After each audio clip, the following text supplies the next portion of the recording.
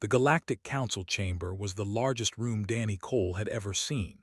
It stretched upward for what seemed like miles, with seats carved into the walls in great spiraling tiers. Thousands of beings from hundreds of worlds filled those seats, each one stranger than the last. Some had too many eyes. Some had no eyes at all.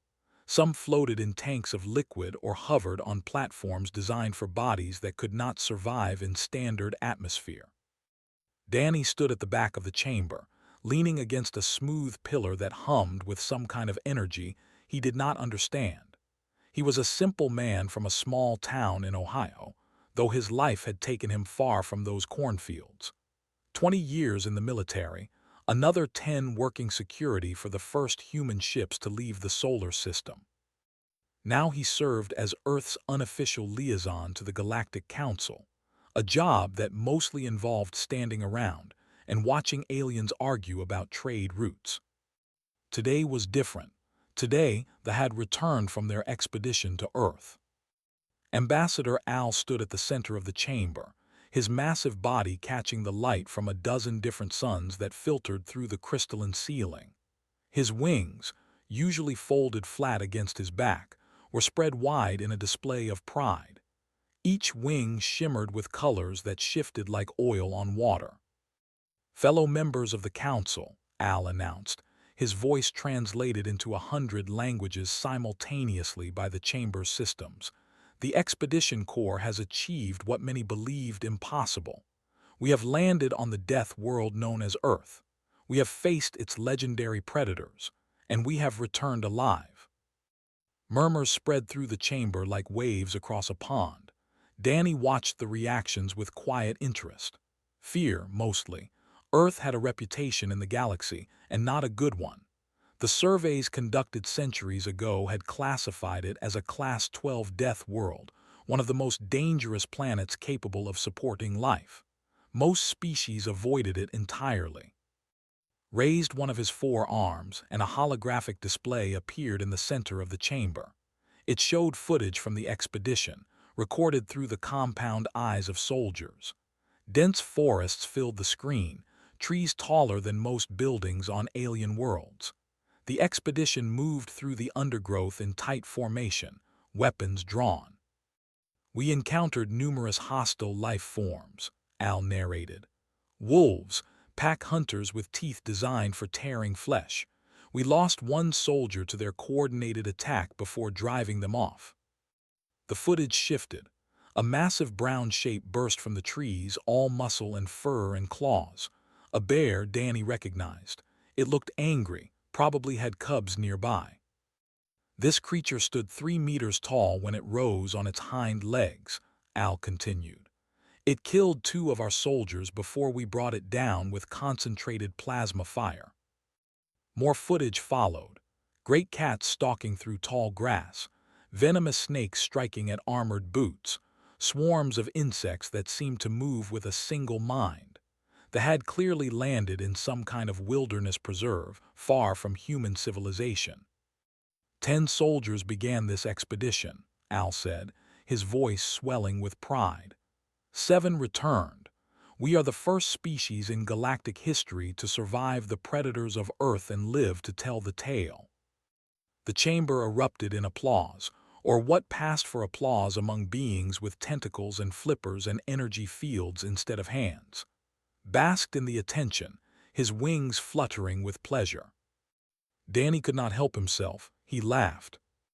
It was not a loud laugh, just a low chuckle that escaped before he could stop it. But the chamber had excellent acoustics, designed to carry even the softest whisper to every seat. His laugh echoed off the walls and cut through the applause like a knife. Silence fell. Every eye, sensor, and perception organ in the chamber turned toward the lone human standing at the back. Al's wings snapped flat against his back. "Something amuses you, human." Danny pushed himself off the pillar. He had not planned to speak today. He had not planned to draw attention to himself at all. But he had heard enough boasting about surviving the predators of Earth to fill a lifetime, and something in him refused to let this moment pass. "No disrespect intended, Ambassador," Danny said, walking slowly toward the center of the chamber. His boots echoed on the polished floor. "Your soldiers were brave. Losing 3 people is no small thing, and I'm sorry for your losses." He stopped a few meters from the delegation, close enough to see the fine hairs on Al's mandibles twitch with irritation. "But I have to ask," Danny continued, "where exactly did you land? What region?" Al consulted with one of his aides before answering. "The northern continent, a forested region your people call Montana." Danny nodded slowly. "Montana, beautiful place, good fishing, great mountains, and those predators you faced, the wolves and bears and big cats, they're what we call megafauna. Large animals, impressive, dangerous if you're not careful." He paused, letting his grin spread across his face. It was the grin of a man who knew something others did not. "But Ambassador, those animals you survived, the wolves that took one of your soldiers, the bear that killed 2 more." Danny looked around the chamber, making sure every being present was paying attention. "You met the friendly ones." The silence that followed was absolute. Danny could hear the hum of the translation systems working overtime, trying to convey the meaning of his words to species that had no concept of what he was suggesting. Al's wings twitched. "Friendly, those beasts killed 3 of my soldiers." "And I'm truly sorry about that," Danny said. "But those animals attack because they're scared or hungry or protecting their young. They don't hunt beings like you for sport. They don't plan. They don't hold grudges. They react to threats and then move on with their lives." He clasped his hands behind his back, a habit from his military days. "What I'm saying, Ambassador, is that the animals you fought are not what makes Earth a death world. They're not even close to the most dangerous things on our planet." A ripple of unease passed through the chamber. The delegate, a small furry being with large ears, leaned forward in her seat. "If not those predators, human, then what?" Danny's grin faded into something more serious. "Everything else. The things you can't see coming. The things you can't fight with plasma rifles. The things that don't care how big you are or how many soldiers you bring." He looked back at Al.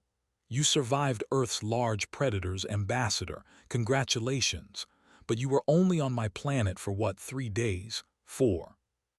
6 standard days," Al replied stiffly. Danny nodded. 6 days.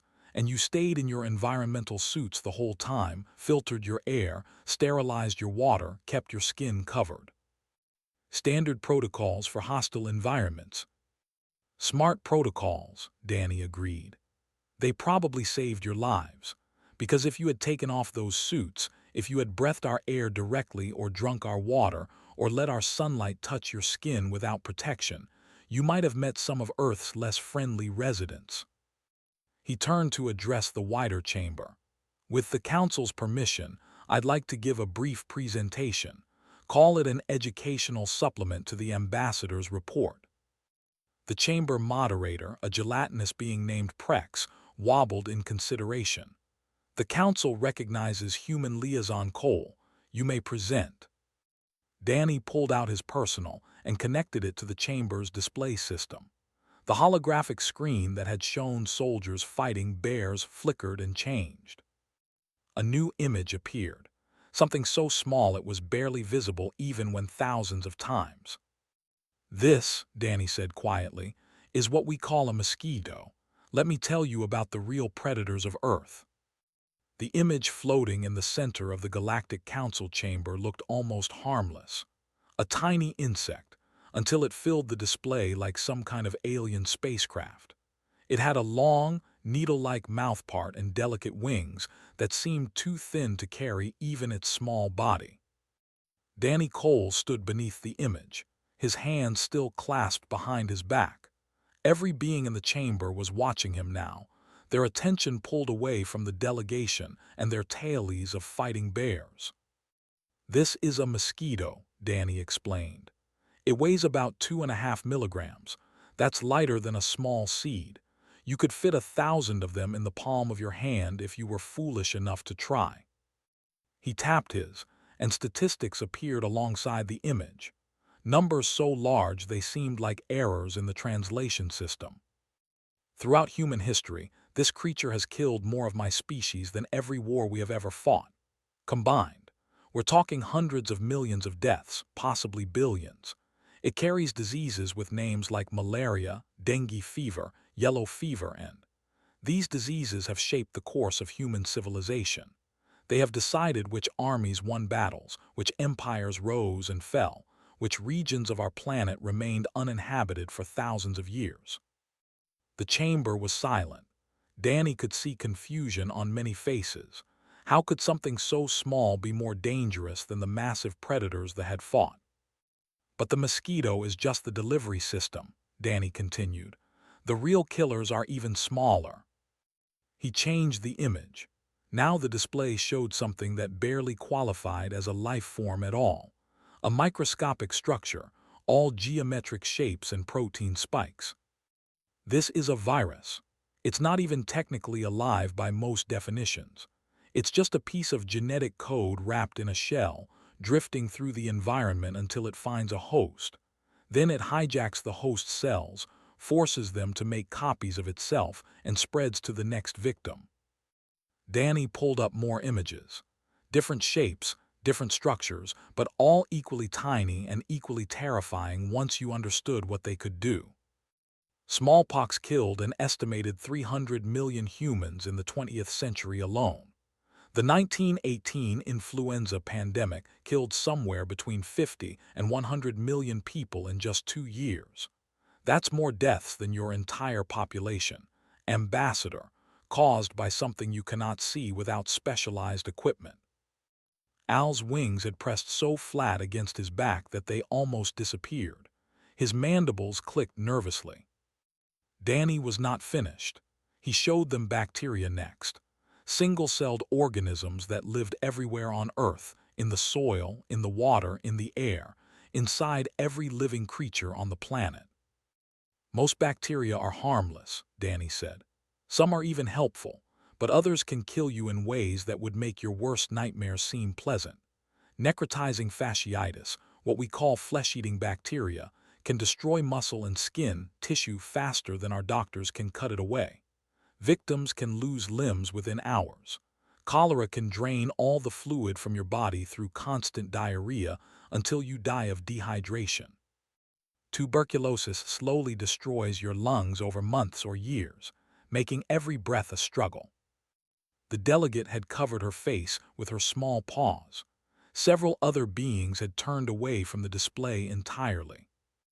Then there are parasites, Danny continued, his voice calm and steady like a teacher giving a routine lesson.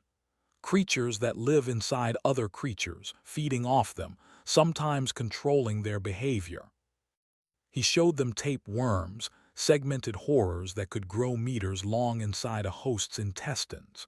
He showed them bot flies, whose larvae burrowed under the skin and ate their way out. He showed them toxoplasmosis, a parasite that infected the brain and could actually change how its host thought and behaved.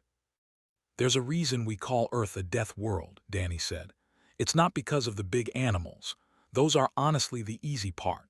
They're visible. They're predictable. You can shoot them or run from them or build walls to keep them out. The real danger on Earth is everything you can't see.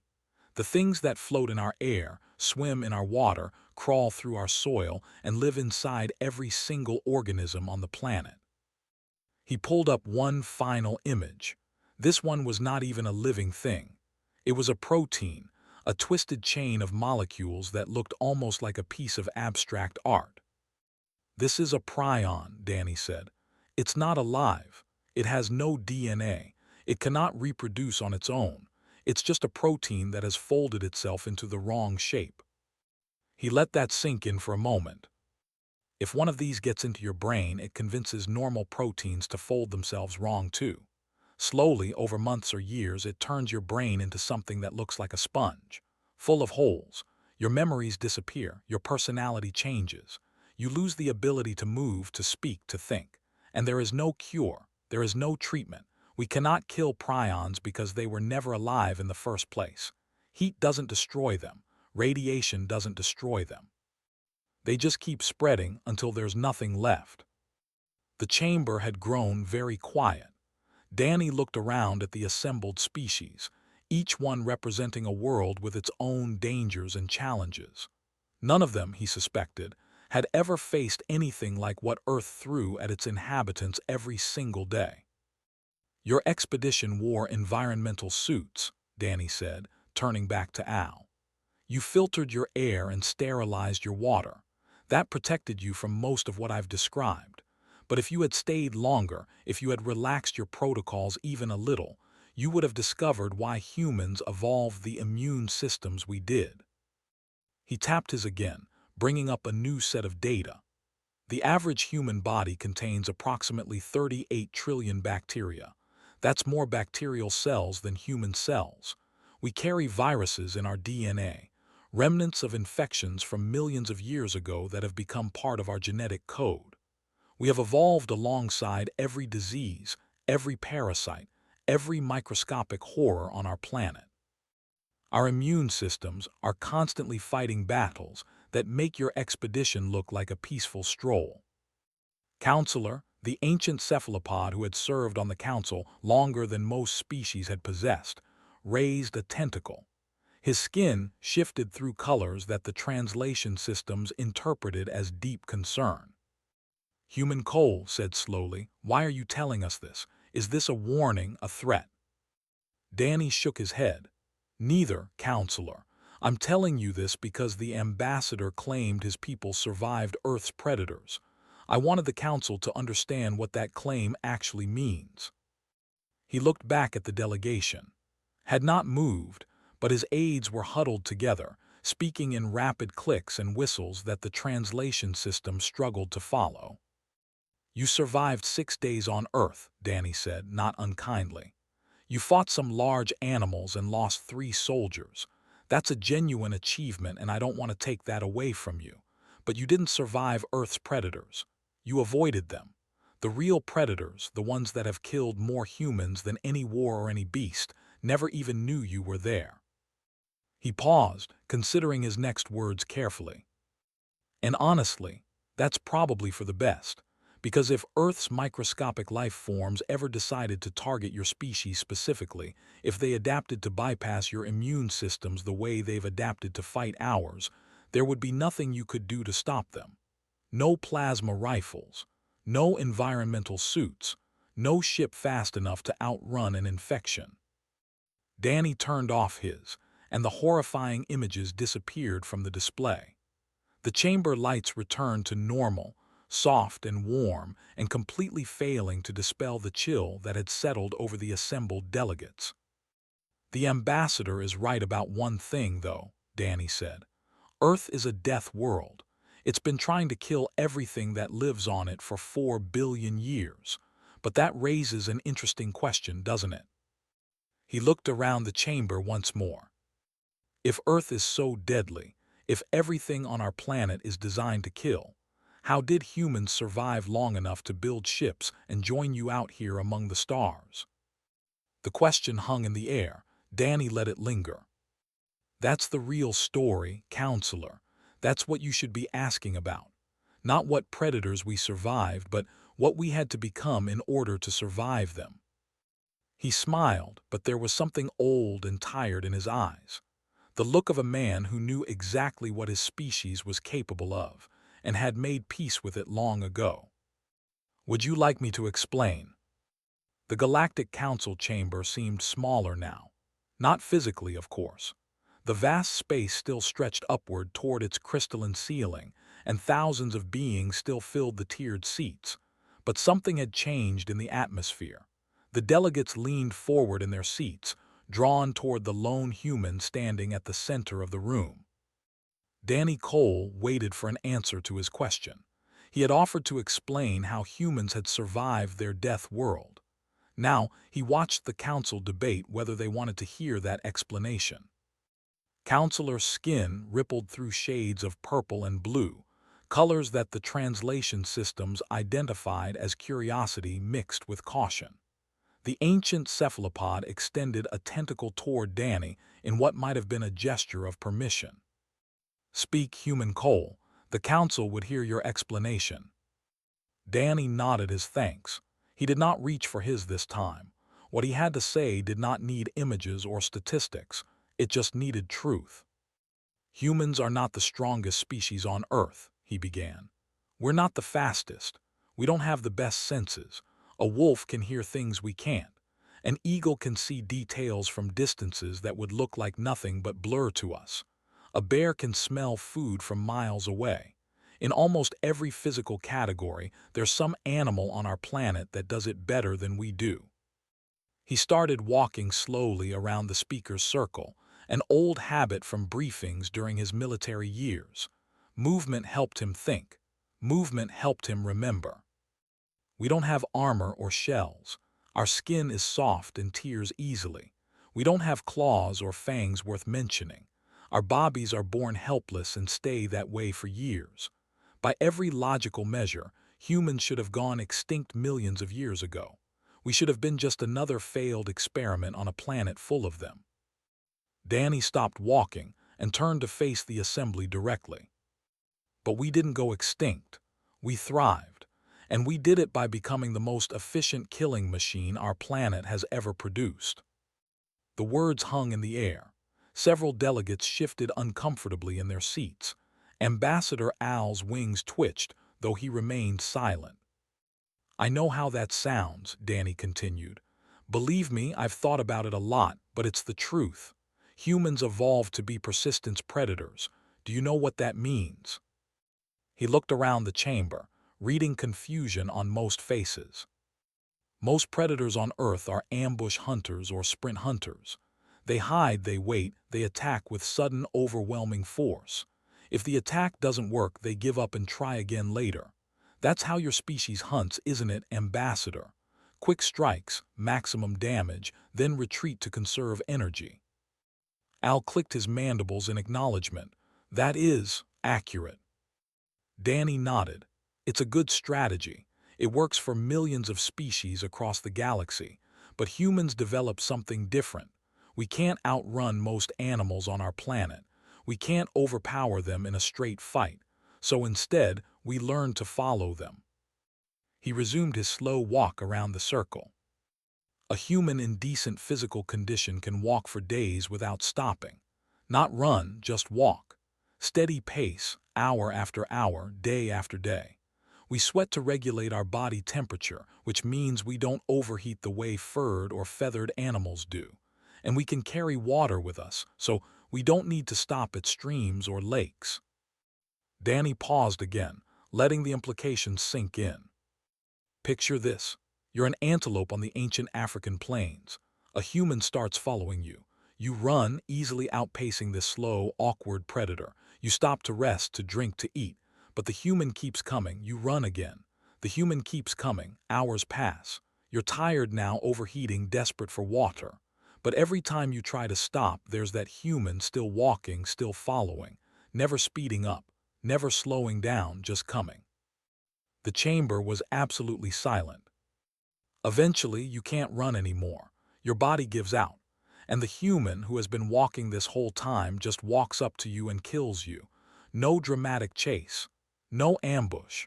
Just patience and endurance and the absolute certainty that they would catch you in the end. Danny met Al's compound eyes. That's what humans are, Ambassador. We're the monster that never stops following. The thing that watches you sleep and is still there when you wake up. The predator that has all the time in the world because we know with complete certainty that we will catch you eventually. Delegate Mora of the Federation rose from her seat. Her silver skin gleamed under the chamber lights, and her expression was difficult to read. They were known as warriors, proud of their martial heritage. Human Cole, Mora said, you describe your species as relentless hunters, as predators who never give up.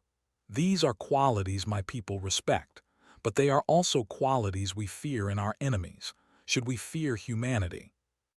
Danny considered the question carefully before answering. The honest answer is yes and no, he said. Yes, because everything I've told you is true. Humans are persistent. When we decide to do something, we do it. We don't give up. We don't get discouraged. We adapt, we learn, we try again. For millions of years, that meant hunting animals until they dropped dead from exhaustion. More recently, it has meant building civilizations, developing technology, and reaching for the stars. He paused. But no, because that same persistence works in other directions too. When humans decide to protect something, we protect it with the same relentless determination. When we decide to care about something, we care about it forever. And when we decide to make friends. Danny smiled, and for the first time since he started speaking, it reached his eyes. When we decide to make friends, we will walk through fire to keep those friends safe. We will follow them to the ends of the universe. We will face any danger, solve any problem, overcome any obstacle because that's just what humans do. We commit, completely, absolutely, without reservation. He gestured around the chamber at the assembled species. You've all heard stories about Earth, about the predators, the diseases, the natural disasters. You've heard that it's a death world, and you've concluded that anything that survives there must be dangerous. And you're right. We are dangerous, but what you haven't understood is what makes us dangerous. Danny walked to the center of the circle and stood directly under the light. It's not our strength, it's not our weapons, it's not even our persistence. It's our ability to care about things outside ourselves, to form bonds with creatures that can't possibly benefit us, to look at something strange and unfamiliar and think, I want to understand that. I want to protect that. I want that to be my friend. He pulled up one final image on his, not a disease or a predator this time. A photograph of a human child hugging a dog. The child was laughing. The dog's tail was a blur of motion. We domesticated wolves, Danny said quietly. Think about that for a moment. Wolves are pack hunters. They're strong, fast, intelligent, and equipped with teeth that can crush bone. They should have been our competitors, our enemies. Instead, we looked at them and saw potential friends. We spent thousands of years breeding them, living with them, turning them from wild predators into this. He pointed at the dog in the image. That animal's ancestors would have killed my ancestors given half a chance. Now it sleeps in human beds, eats from human hands, and will defend human children with its life. Because we didn't just survive alongside wolves, we made them family. Danny turned off the image. That's what humans do, Delegate Mora. We make family out of everything. Other humans, obviously, but also animals, plants, places, ideas. Give us something to care about, and we will care about it until the stars burn out. That's the real secret of human survival. Not that we're good at killing, though we are. It's that we're good at loving, and we will destroy anything that threatens what we love. He looked around the chamber one final time. So should you fear humanity, only if you threaten something we care about. Otherwise, we're exactly what our planet made us. Survivors who want nothing more than to find new things to survive alongside. The chamber remained quiet, processing everything Danny had said. Finally, Ambassador Al stepped forward, his posture different than before, less defensive, more curious.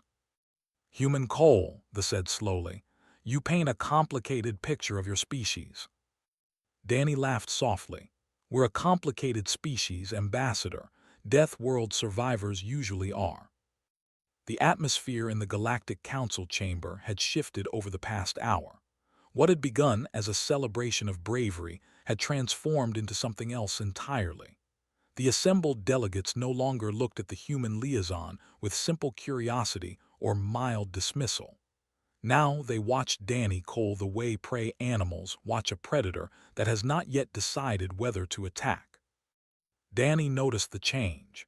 He had seen it before, in negotiations and first contact situations and tense moments on distant worlds. The moment when beings who thought they understood humanity suddenly realized they had been looking at only a small piece of a much larger picture. Delegate Mora of the Federation still stood at her seat, her silver skin catching the light as she studied Danny with new eyes. They were warriors, proud of their strength and martial traditions.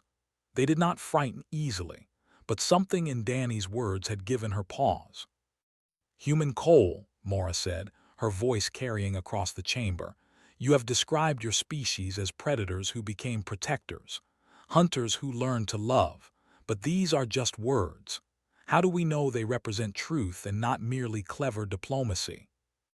Danny appreciated the directness. They did not waste time with subtle implications or hidden meanings. If they wanted to know something, they asked. "That's a fair question," Danny replied. "And honestly, I can't prove it with words alone. Actions speak louder, as we say on Earth.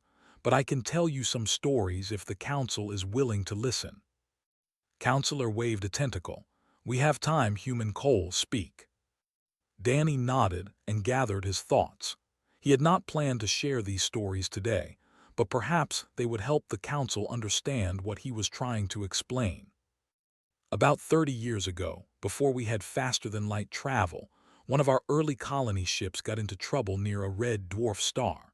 The ship was called the Pioneer's Dream, and it carried about 2,000 colonists in hibernation pods. Something went wrong with the navigation system. The ship ended up in a decaying orbit around the star, slowly spiraling inward. The crew woke up just in time to realize they were all going to die.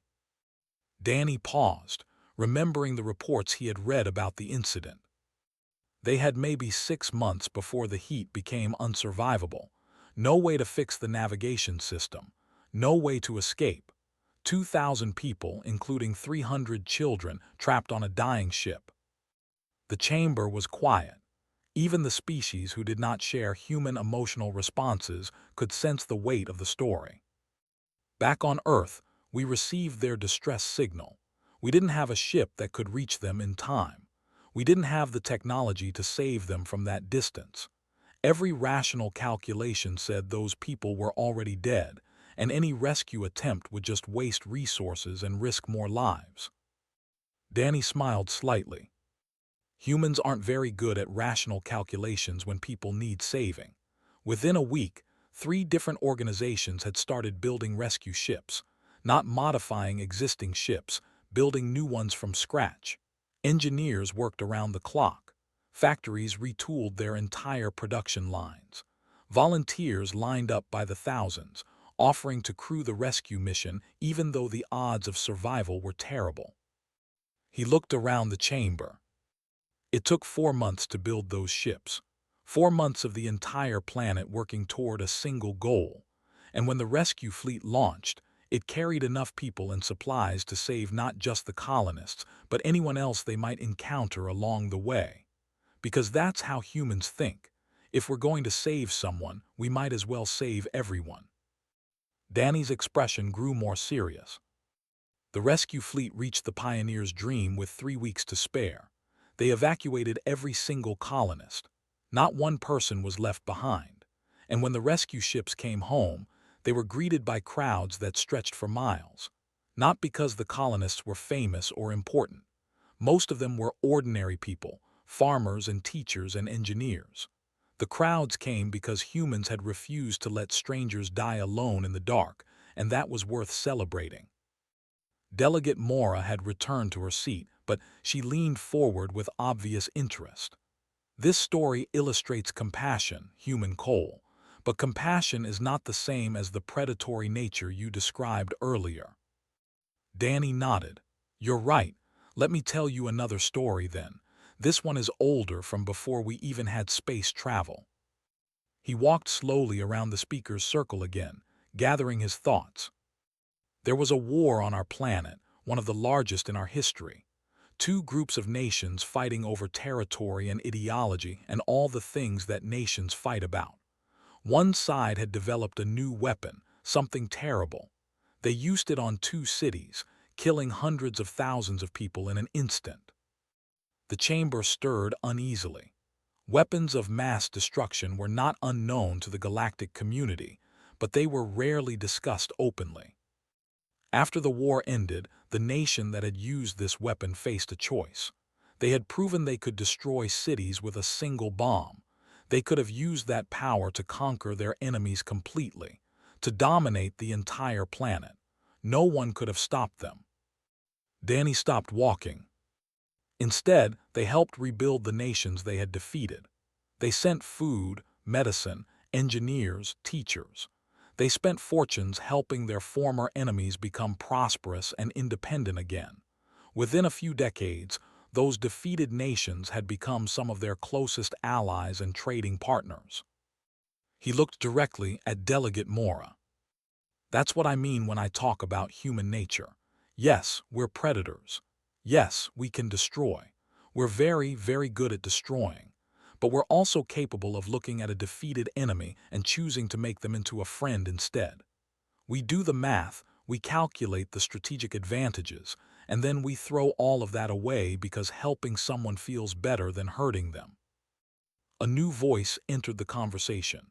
Ambassador Al had been quiet since Danny started telling his stories, but now the stepped forward again.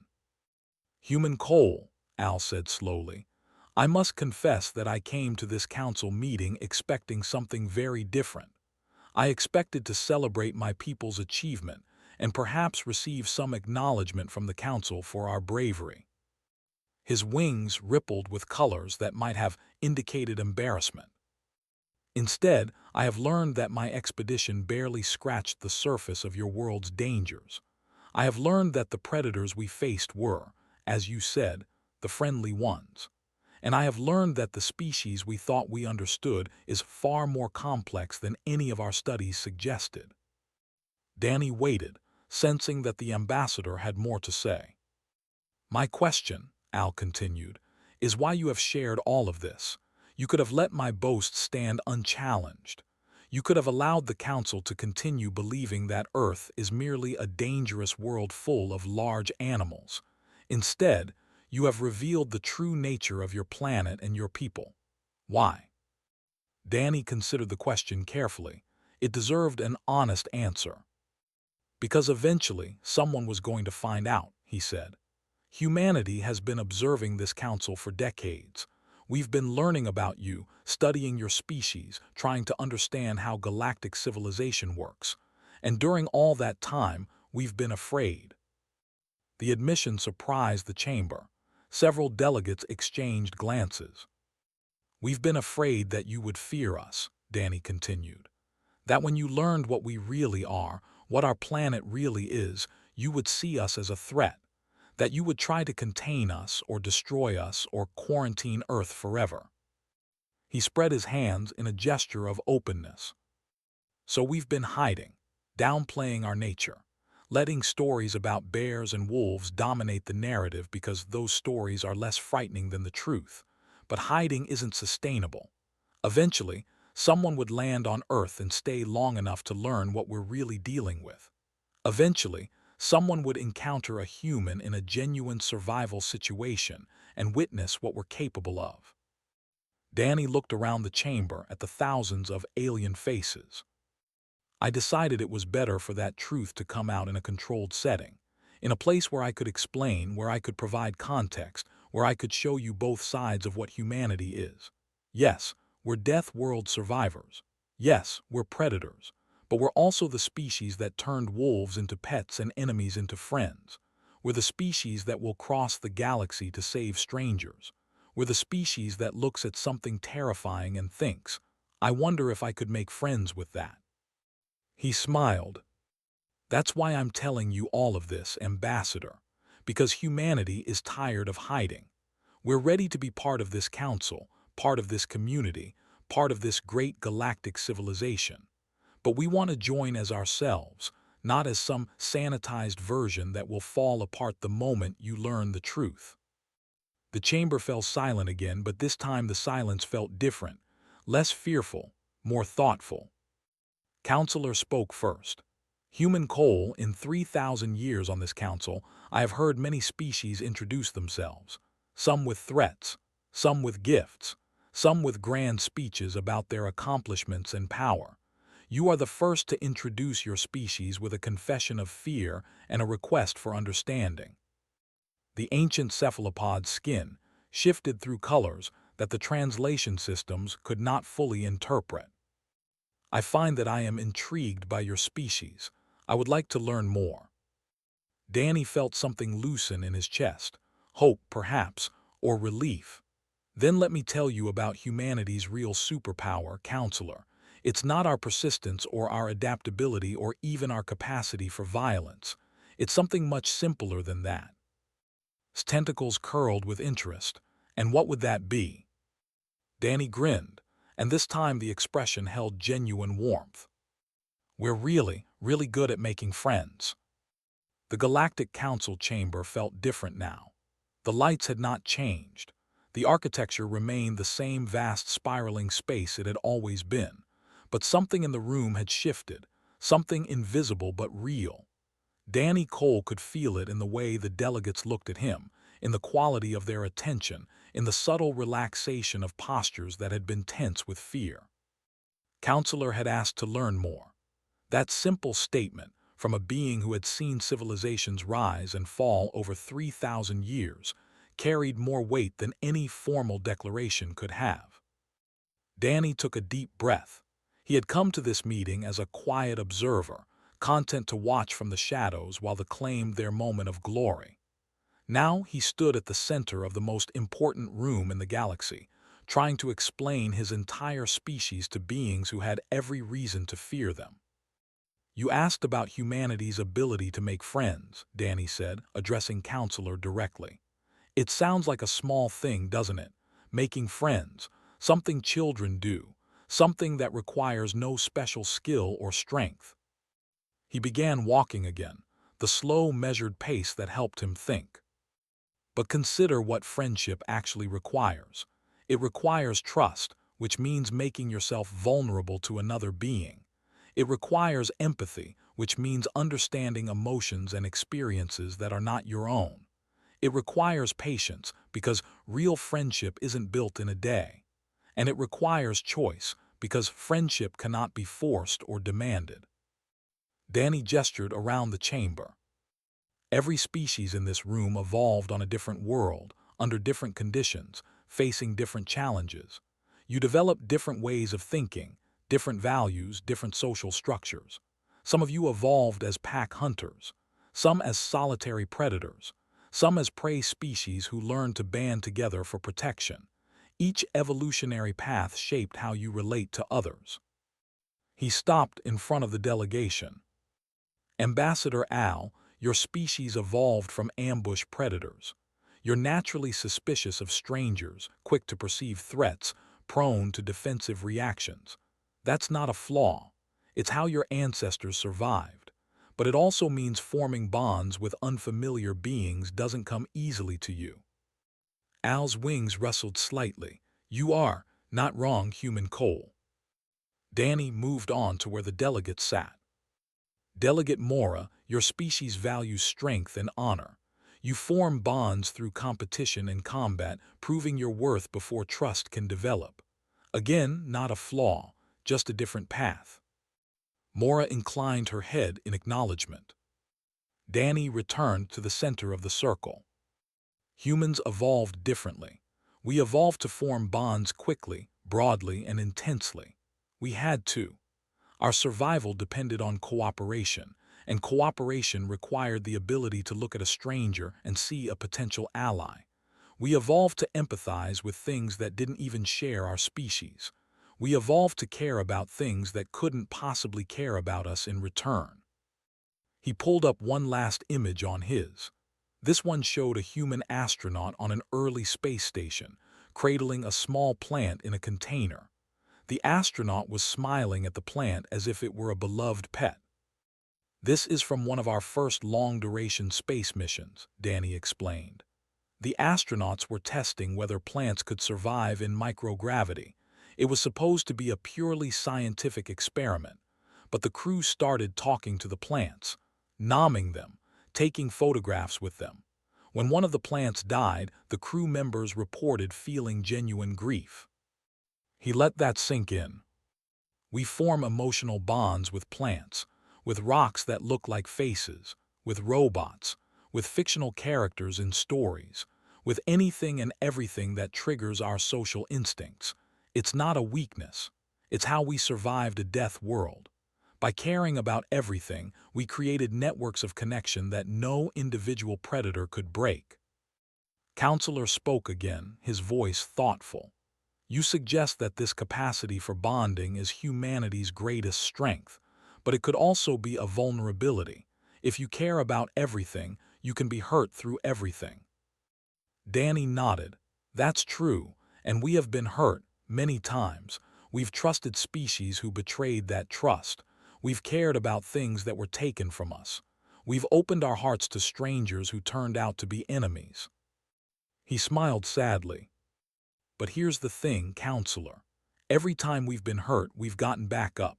Every time our trust has been betrayed, we've chosen to trust again. Because the alternative, a life without connection, without care, without love, that's not living. That's just surviving. And humans didn't evolve just to survive. We evolved to thrive, to grow, to reach out across impossible distances and find others to share our existence with. Danny put away his. That's why we're here. That's why we built ships to travel between stars. That's why we've been watching this council for decades, learning about you, trying to understand you. Not because we want to conquer you or exploit you or protect ourselves from you. We're here because the universe is vast and cold and full of wonders, and we want friends to share it with. The chamber was quiet. Then, slowly, Ambassador Al stepped forward. His wings had shifted to colors Danny had not seen before, something that might have indicated respect or acceptance or simply a willingness to listen. Human Cole, they said, when I arrived at this council meeting, I believed I had accomplished something remarkable. I believed my expedition had proven this courage and capability. Instead, I have learned that we barely scratched the surface of what your world contains. He paused, his mandibles clicking softly. I could choose to be offended by this. I could choose to see your words as an insult to my people's achievement. But I find that I am not offended. I am intrigued. You have shown me that Earth is far more dangerous than I imagined. But you have also shown me that the species who calls that death world home is far more interesting than I expected. Al extended one of his forearms toward Danny. The gesture was clearly from human culture, learned from observation and study, an attempt at connection across the vast gulf of biology and evolution.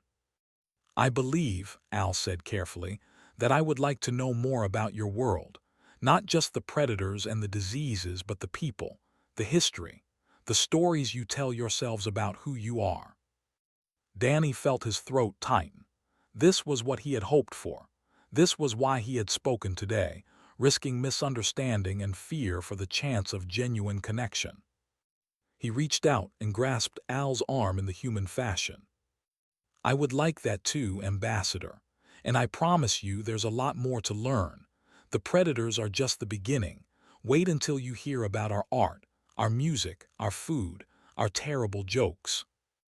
A sound rippled through the chamber that Danny recognized after a moment as laughter, translated into 100 different forms by the council's systems.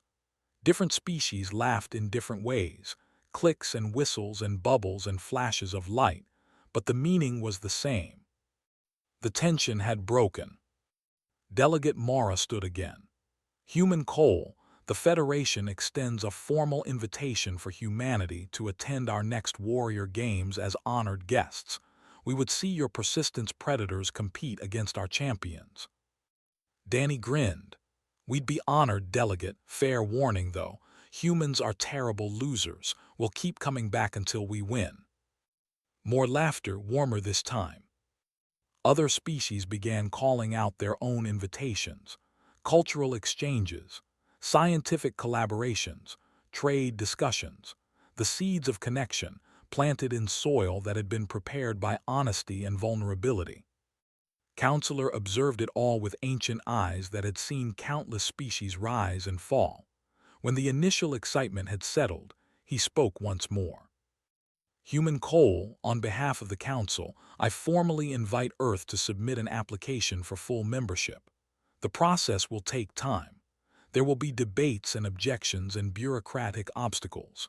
But I believe, after what I have witnessed today, that humanity has earned the right to try. Danny felt the weight of the moment settle onto his shoulders. This was what his species had been waiting for, the invitation to stop observing and start participating. "I'll submit the application tomorrow, counselor," Danny said, "and I'll be honest in it. All the good things about humanity and all the dangerous things too. You deserve to know exactly what you're getting." Skin shifted through approving colors. "I would expect nothing less. After all, you have already demonstrated that your species believes in honesty, even when that honesty is uncomfortable." The council began to disperse, delegates clustering into groups to discuss what they had witnessed. Danny found himself surrounded by beings who wanted to ask questions, share stories, extend tentacles or claws or energy fields in greeting. Ambassador Al remained nearby, his wings now fully relaxed. "Human Cole," they said quietly below the noise of the crowd, "I must ask one final question." Danny turned to face him. "Of course. You said that we met the friendly predators on Earth. You said that the large animals we faced were not the real danger." Al's compound eyes studied Danny with new intensity. "But you yourself are a human, a member of the species you described as the most efficient killing machine your planet ever produced, the persistence predator who never stops following." Danny waited. "My question is this: are you one of the friendly ones?" Danny considered the question for a long moment. It deserved an honest answer. "I try to be," he finally said. "Every day I try to be. That's the best any human can promise. We're all capable of terrible things. We all carry the instincts our death world gave us. But we also carry the capacity to choose, to look at something unfamiliar and see a potential friend instead of a potential threat." He extended his hand again. "So yes, Ambassador, for you, for this council, for anyone who extends trust to humanity, I will be one of the friendly ones. I promise." Al took his hand, and this time the grip felt different, not formal or careful, warm, connected. "Then I look forward to learning just how friendly humans can be," they said. Danny smiled. "Ambassador, you have no idea. Wait until we introduce you to our cats. Small furry predators that we let live in our homes and sleep on our faces. We love them more than almost anything in the universe." Al's wings flickered with confusion. "You allow predators to sleep on your faces?"